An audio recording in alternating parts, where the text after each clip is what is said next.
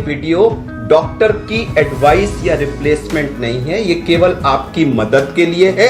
Home isolation का मतलब self treatment नहीं है। होम आइसोलेशन का मतलब है किसी डॉक्टर की टेली कंसल्टेशन के अंडर में घर में स्वयं ट्रीटमेंट। नमस्कार। कोरोना इस समय हमारे देश में कहर बरपा रहा है। इसके लक्षण क्या हैं और इसका घर पे रह के कैसे इलाज करें, इसके बारे में चंद अहम बिंदुओं को जल्दी हम डिस्कस करते हैं। सबसे पहली चीज, इसके लक्षण क्या हैं। सबको मालूम है कि यह बुखार से प्रेजेंट करता है, लेकिन इस समय कई लोगों में पहला सिम्टम बुखार नहीं होता है। नाक बहना, आंख लाल हो जाना, गले में खराश होना, जुकाम जैसे सिम्टम होना, हेडेक होना, बॉडी एक होना या बदन टूटा टूटा सा लगना, नौशिया, वॉमिटिंग, डायरिया, रैशेस पर जाना, इस तरह के भिन्न भिन्न सिम्टम्स से इस समय ये कोविड शुरू हो रहा है। और कुछ लोगों में बाद में बुखार आता है, कुछ लोगों में बहुत हल्का सा आता है। इंपॉर्टेंट चीज ये है कि आज के परिप्रेक्ष्य में जहां इतना मैसिव इन्फेक्शन कम्युनिटी में है, अगर इनमें से कोई भी सिम्टम आपको हो तो वो कोरोना है, अनलेस प्रूव अदरवाइज। अब इनमें से कोई भी सिम्टम होने की स्थिति में क्या करें? आइडियली हमको तुरंत टेस्ट कराना चाहिए, RT-PCR टेस्ट कराना चाहिए।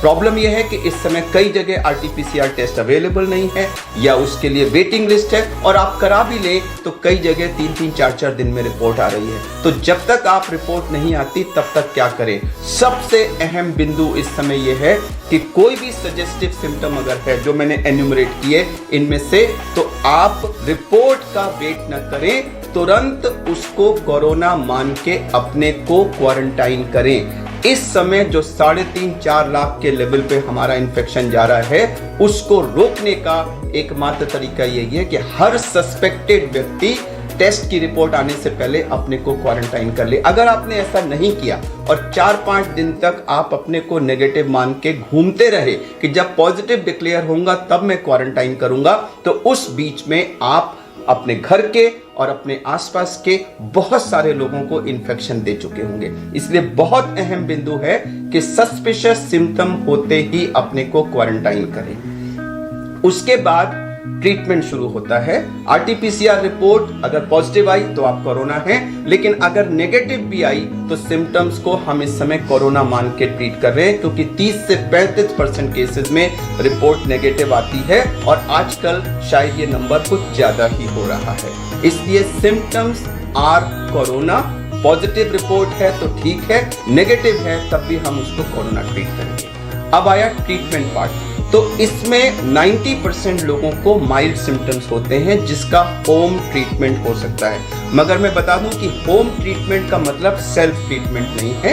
होम ट्रीटमेंट का मतलब है घर में रह कर के डॉक्टर की निगरानी में ट्रीटमेंट। आपका फैमिली डॉक्टर हो, आपके आसपास के डॉक्टर हो, गवर्नमेंट हॉस्पिटल के डॉक्टर हो, प्राइवेट हो, जो भी हो, आप टेली कंसल्टेशन करिए, उनसे टेलीफोन पर एडवाइस लीजिए और उसको घर में रहकर फॉलो करिए। ये बहुत अहम बिंदु है। सेल्फ ट्रीटमेंट कृपया ना करें। अब मैं आपको कुछ चंद बिंदु ट्रीटमेंट के बता देता हूं, जिसमें हम 6M अप्रोच जिसको कहते हैं। 6M क्या क्या है? पहला M है मिक्सिंग, यानी कि मिक्सिंग ना करें। दूसरा M मेडिसिन के बारे में।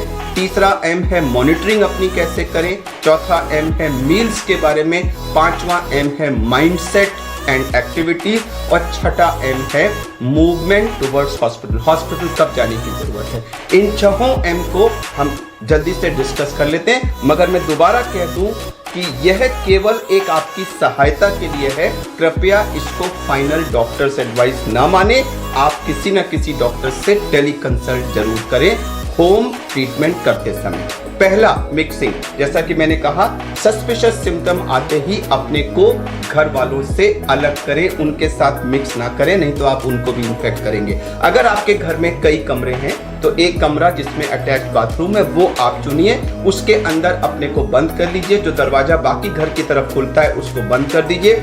अगर उस कमरे में बाहर में खुलने वाली खिड़कियां हैं तो उनको खोल दीजिए। बाथरूम का एग्जॉस्ट ऑन कर दीजिए। इससे आपके सांस से निकलने वाली जितनी भी हवा है जो एरोसॉल है वो घर की तरफ जाने की जगह वो बाहर चला जाएगा और घर वालों को संक्रमण का चांस कम हो जाएगा। जो आपका खाना पीना वगैरह आना है वो कमरे के बाहर एक स्टूल रख दीजिए और उस स्टूल पे वो खाना रख देंगे और हट जाएंगे वहां से। आप अच्छी तरह मास्क लगा के दरवाजा थोड़ा सा खोलिए, वो खाना उठा के अंदर ले लीजिए और फिर दरवाजे को बंद कर दीजिए। इससे आप दूसरे लोगों को संक्रमित होने से बचा सकते हैं। अब अगर आपके कमरे में, घर में थोड़े से कमरे हैं तो स्पेशली अगर आपके घर में वृद्ध दादी बाबा नानी नाना ऐसे लोग हैं तो उनको अगर संभव हो तो किसी दूसरे घर में भेज दीजिए, क्योंकि अगर आप उसी कमरे में उन लोगों के साथ रहे तो उनको संक्रमण जरूर हो जाएगा। तो जैसे भी हो अपने को क्वारंटाइन करें, अपने को आइसोलेट करें और घर वालों के साथ मिक्सिंग ना करें। इससे हम कोरोना के चेन को, संक्रमण की चेन को तोड़ेंगे। ये था पहला बिंदु, मिक्सिंग। दूसरी बात आई मेडिसिन की। मेडिसिन क्या क्या है? तो जो मेडिसिन सबसे इंपॉर्टेंट है वो है बुखार को रोकने वाली पैरासिटामोल। बुखार हल्का भी हो सकता है और 102, 103, 104 तक भी हो सकता है। बीच बीच में आएगा जाएगा ऐसा भी हो सकता है और कंटिन्यूअस हाई भी हो सकता है। बुखार से हमारा शरीर एकदम टूट जाता है और उसको कम करना बहुत जरूरी है। तो हम 650 मिलीग्राम पैरासिटामोल को 6-6 घंटे पर लेने के लिए कहते हैं, जिससे प्रायः बुखार उतर जाता है। अगर इसके बाद भी बुखार ना उतरे तो हमें बीच में फिर कोल्ड स्पॉन्जिंग यानी कि ठंडे पानी की पट्टियां हाथ पे और पैर पे और माथे पे रख के बुखार को उतारना बहुत जरूरी होता है। सबसे जरूरी दवा इस कोविड की पैरासिटामोल है। अब उसके अलावा बहुत सारी चीजें दी जा रही हैं, vitamin C, vitamin D, zinc और बाकी सारी चीजें वो आप ले सकते हैं। डॉक्टर के प्रिस्क्रिप्शन में अवश्य वो लिखी होंगी, लेकिन मैं ये बता दूं कि उनसे कोई पहाड़ चेंज नहीं आने वाला। जरूर लीजिए, उनसे कोई नुकसान नहीं होता है। कुछ एंटीबायोटिक्स दी जा रही हैं जैसे कि एजिथ्रोमाइसिन और डॉक्सीसाइक्लिन, वो भी ज्यादातर लोग प्रिस्क्राइब कर रहे हैं। लेकिन मैं क्लैरिफाई कर दूं कि रिसर्च में माइल्ड सिम्टोमेटिक केसेस में उनके देने या ना देने से आउटकम में कोई फर्क नहीं पड़ा है। आप ले लें, मुझे कोई ऑब्जेक्शन नहीं है, लेकिन उनसे गैस्ट्राइटिस वगैरह काफी होती है। माइल्ड केस में अगर आप नहीं भी लेंगे तो कोई फर्क नहीं पड़ेगा। सबसे जरूरी चीज है पैरासिटामोल। अगर आपको गले में खराश वगैरह है तो कोई एंटी एलर्जिक भी लेते हैं, और अगर डायरिया वगैरह है तो उसके लिए भी, नौशिया वगैरह है तो उसके लिए भी टैबलेट्स हैं। मैं टैबलेट्स का नाम यहाँ नहीं बताऊंगा, मैं रिकमेंड करूंगा कि जब आप डॉक्टर से कंसल्ट करें तो ये बता दें, वो उसके लिए आपको लिख देंगे। तो ये तो थी मेडिसिन। कुछ और मेडिसिन भी दी जा रही हैं, आइवरमेक्टिन है, हाइड्रोक्सीक्लोरोक्विन वगैरह है। मैं दोबारा कह दूं कि किसी भी रिसर्च में इन मेडिसिन से आउटकम में कोई फर्क नहीं पड़ा है। तीसरा अहम बिंदु है मॉनिटरिंग। मॉनिटरिंग कई चीजों की करनी है। एक, हमने अपना टेम्परेचर 4-4 घंटे पे मॉनिटर करना है। बेटर होगा कि अगर आप उसका चार्ट बना लें। सबसे ज्यादा इंपॉर्टेंट मॉनिटरिंग है हमारी ऑक्सीजन की, जिसमें कि एक पल्स ऑक्सीमीटर आता है, जिसमें अंदर आप देखेंगे ऑन करके तो एक तरफ रेड लाइट आती है। वो रेड लाइट नाखून की तरफ होना चाहिए और उसको आप प्रॉपरली अंदर डाल दें और डाल करके उसको 1-2 मिनट वेट करें। उसमें एक वेव फॉर्म आता है, जब वो वेव फॉर्म स्टेबलाइज हो जाए रेगुलर, तब जो रीडिंग आती है वो फाइनल रीडिंग होती है। बीच में एक आध रीडिंग अगर लो आ जाए तो उससे घबराई नहीं। और ऑक्सीजन और हार्ट रेट, दो चीज वो दिखाता है। ऑक्सीजन हमारी 94 से ऊपर होनी चाहिए, जरूरी नहीं है कि 100 हो, 95, 96, 97 जो है 94 के ऊपर नॉर्मल है, उसको जरूर मॉनिटर करें। अगर आपकी 94 से नीचे कभी भी आती है तो वो एक डेंजरस साइन है और हमें उस पर तुरंत उसका संज्ञान लेना है। तो एक टेम्परेचर मॉनिटरिंग करेंगे, आप ऑक्सीजन की मॉनिटरिंग करेंगे, और अगर आपको डायरिया बहुत ज़्यादा हो रहा है तो ये भी मॉनिटरिंग करेंगे कि कितना आपका फ्लूइड लॉस हो रहा है, क्योंकि उससे आपको डिहाइड्रेशन की पॉसिबिलिटी होती है। और आप ये भी देखेंगे, रिलेटिव्स को देखना चाहिए कि पेशेंट की कॉन्शियसनेस लेवल में तो कोई फर्क नहीं पड़ रहा है और उनको कहीं बहुत सीवियर फीवर वगैरह की वजह से एग्जॉशन तो नहीं हो रहा है और एक्सेसिव कॉफ वगैरह तो नहीं है। तो इन सब चीज़ों की हम मॉनिटरिंग करेंगे।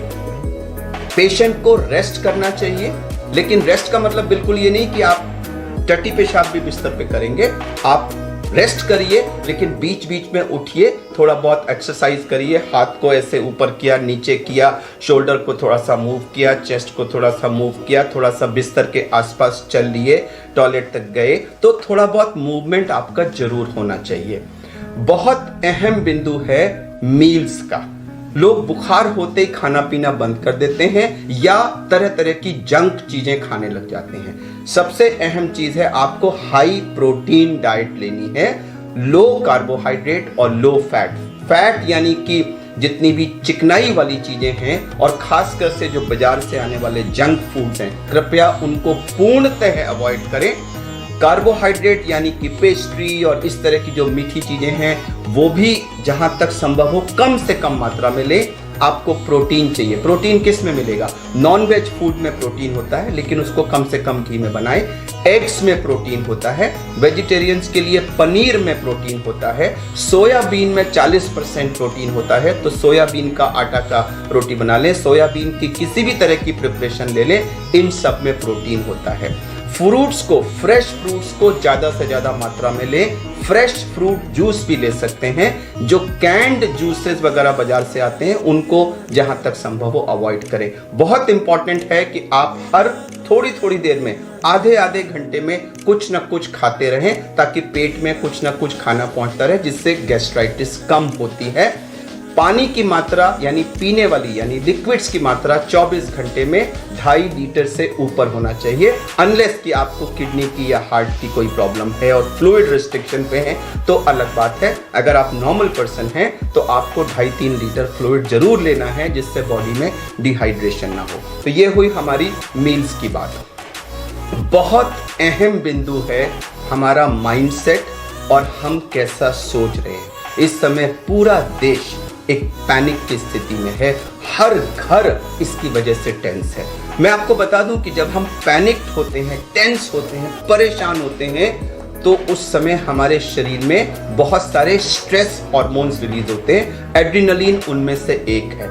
उस समय हमारे शरीर की स्थिति ऐसे ही होती है जैसे कि गाड़ी को आप फर्स्ट गियर में जब स्टार्ट करें। आप इमेजिन करिए अगर आप किसी गाड़ी को फर्स्ट गियर में स्टार्ट करके 100 किलोमीटर ले जाएं तो इंजन का क्या हाल होगा। तो उसी तरह से अगर आप अपने को टेंस रख के कई दिन तक रखेंगे तो सोचिए शरीर पे कितना बुरा असर पड़ेगा। हमारा इम्यून सिस्टम कम हो जाएगा, हमारे बॉडी की इन्फेक्शन को लड़ने की कैपेसिटी कम हो जाएगी। तो कृपया अपने को रिलैक्स करिए, कुछ रिलैक्सेशन एक्सरसाइज करिए, योगा वगैरह करना चाहें तो वो करिए, और माइंड सेट पॉजिटिव करिए कि this shall also get over। यह समय भी निकल जाएगा, यह समय भी निकल जाएगा। जिस भी भगवान या जिस भी गॉड को आप मानते हैं उसकी प्रार्थना करिए, थोड़ा सा पूजा पाठ करिए, रिलेटिव से बातें करिए, कुछ न्यूज़पेपर पढ़िए, जो म्यूजिक आपको पसंद है वो सुनिए, लेकिन ध्यान को डाइवर्ट करके अपने को पैनिक नहीं रखना है। अगर आप पॉजिटिव माइंडसेट में रहेंगे तो मैं आपको विश्वास दिलाता हूं कि आपकी रिकवरी फास्टर होगी, और अगर आप बिल्कुल पैनिक और टेंस मोड में रहेंगे तो आप अपने को मॉडरेट या सीवियर डिजीज की तरफ पुश कर रहे हैं। अब आखिरी बिंदु आया कि रेड फ्लैग यानी डेंजर साइंस क्या क्या हैं और किस स्थिति में हमें होम केयर को अबैंडन करके अस्पताल भागने की जरूरत है। कभी भी अगर आपका ऑक्सीजन 94 से कम आ रहा है तो आपको तुरंत हॉस्पिटल को संपर्क करना चाहिए। इसका मतलब ये नहीं कि आप 93 आया तो पैनिक करके भागें। अगर 94 से कम हो रहा है तो अस्पताल में बेड अरेंज कराने की प्रक्रिया शुरू करा दें। अगर कम होता है तो उस समय सेल्फ प्रोनिंग हम तुरंत कर सकते हैं, जिससे हमारा ऑक्सीजन लेवल बढ़ जाता है, जिसके बारे में हमने एक अलग वीडियो बनाया हुआ है और उसका लिंक हम इसके वीडियो के अंत में डाल देंगे कि सेल्फ प्रोनिंग कैसे करते हैं। तो आप सबसे पहले ऑक्सीजन कम होने की स्थिति में सेल्फ प्रोनिंग करिए, और उसके बाद ऑक्सीजन अगर घर में हो सकती है तो उसका इंतजाम करिए, और इन द मीन टाइम आप अस्पताल जाने की प्रक्रिया शुरू करिए। ऑक्सीजन कम होना, continuous fever, excessive coughing, exhaustion, severe diarrhoea, और ऑल्टरेशन इन सेंसोरियम। तो ये 6 रेड फ्लैग साइंस यानी खतरे के लक्षण हैं। इनमें से कोई भी अगर दिखता है तो आप होम आइसोलेशन को अबैंडन करके आपको तुरंत अस्पताल जाने की जरूरत है। तो ये हमने कुछ चंद उपाय बताए हैं, लेकिन अंत में मैं दोबारा ये कहना चाहूंगा कि ये वीडियो डॉक्टर की एडवाइस या रिप्लेसमेंट नहीं है, ये केवल आपकी मदद के लिए है। होम आइसोलेशन का मतलब सेल्फ ट्रीटमेंट नहीं है। होम आइसोलेशन का मतलब है किसी डॉक्टर की टेली कंसल्टेशन के अंडर में घर में स्वयं ट्रीटमेंट। इसमें बताई गई बातें आपको होम ट्रीटमेंट में थोड़ा सा मदद करेंगी। सुनने के लिए धन्यवाद। आपकी जल्दी रिकवरी की कामना करते हुए आपको नमस्कार।